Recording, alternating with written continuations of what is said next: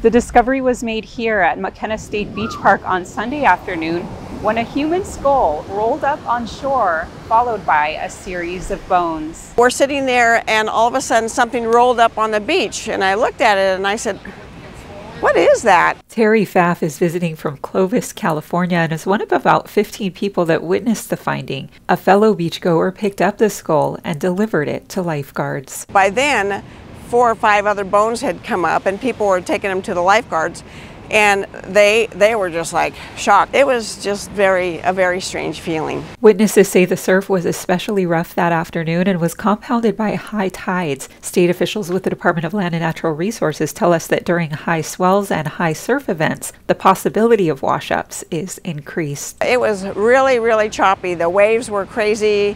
The lifeguards were on the PA system the whole time saying, "Stay out of the water unless you're experienced," and people are still going in it. The lifeguards were awesome. Matter of fact, they saved a guy's life when we were there. Lifeguards turned over the bones to authorities. Maui police have since determined that the bones date back more than 50 years, and the area is not a crime scene. The remains have since been turned over to the State Historic Preservation Division and will be treated in accordance with requirements outlined in the agency's rules relating to the inadvertent discovery of human remains. Those familiar with the area tell us that this is not a common occurrence, but recall an incident in which remains washed up in the 90s at the opposite end of the beach. Those with lineal ties to the area expressed a desire to keep details surrounding the description of the remains private. I think we were all kind of in shock and couldn't believe that it had happened.